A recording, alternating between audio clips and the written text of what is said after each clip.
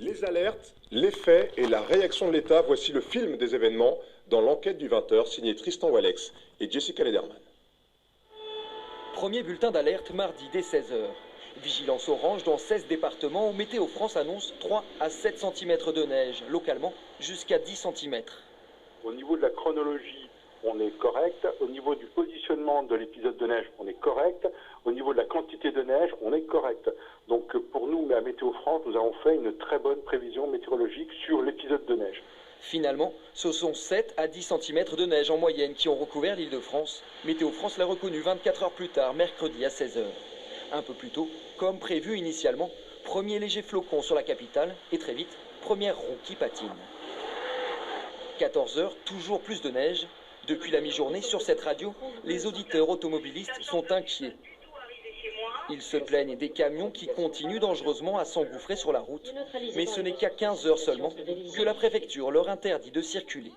Dans la mesure où la neige collée au sol, le camion se met en travers et vous interrompez tout un trafic. Des milliers de voitures se retrouvent en pagaille. Par rapport aux chutes de neige qui est en train de tomber, on les avait sous les yeux à Paris, mais également dans toute la métropole. Je pense qu'effectivement, il aurait fallu peut-être aller un petit peu plus vite. Sur les écrans de contrôle, les embouteillages s'allongent. Circulation impossible, juge Bison Futé en milieu d'après-midi. Pourtant, une demi-heure plus tard, le ministre de l'Intérieur tente de rassurer. Polémique, débat, enfin, il faut élargir le couvert. À ce stade, il n'y a pas de pagaille. Pas de pagaille, mais au final, une nuit dehors pour au moins 1 millier d'automobilistes, a reconnu ce matin le ministre.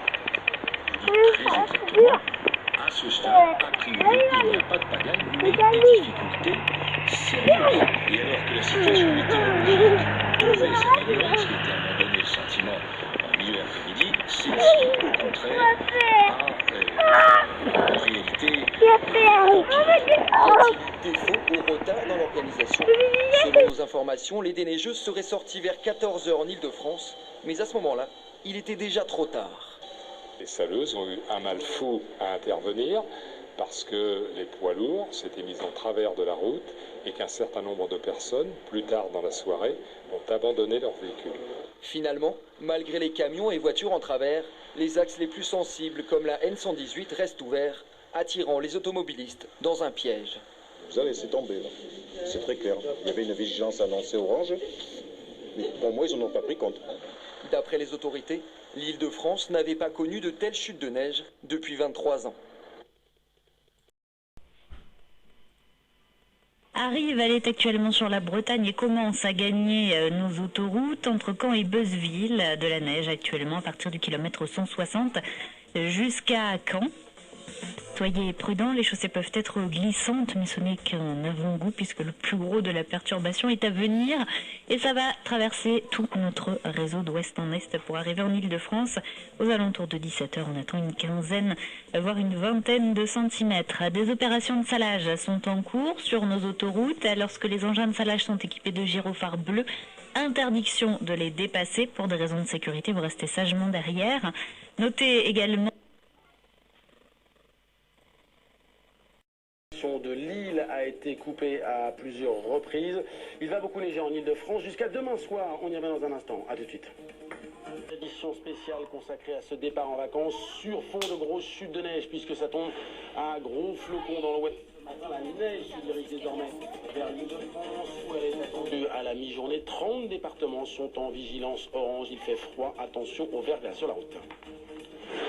Et justement, pour tous ceux qui prennent la route des vacances aujourd'hui, c'est compliqué. On ira voir comment ça se passe dans le nord-ouest. On sera aussi avec Graziella Rodriguez du côté de Fougères, Adrien Gindre à Saint-Arnoux. On ira aussi Gare Montparnasse et puis sur la route des stations. Dans le reste de l'actualité, la pression internationale qui s'accentue sur Laurent Gbagbo. Nicolas Sarkozy donne au président ivoirien sortant jusqu'à la fin de la semaine pour quitter le pouvoir. Gbagbo qui semble, lui, décider à rester en place. Préparez-vous à combattre, déclare ce matin l'un de ses proches.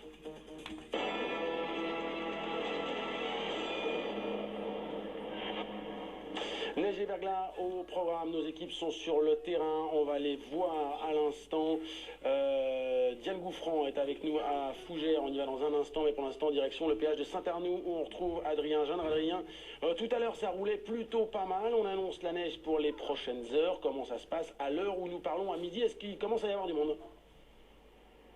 À l'heure où nous parlons, tout se passe pour le moment toujours bien. C'est donc, si vous devez prendre la route, le bon moment certainement d'y aller, en tout cas en direction de l'autoroute A10 et de l'autoroute A11 ici. Cela se passe bien pour une raison toute simple. On est là dans le sens des départs. Il suffit de prendre un ticket, ça va donc très vite. Et puis la neige n'est pas encore arrivée ici. Il y a eu quelques tout petits flocons cette nuit. Un salage préventif a été fait.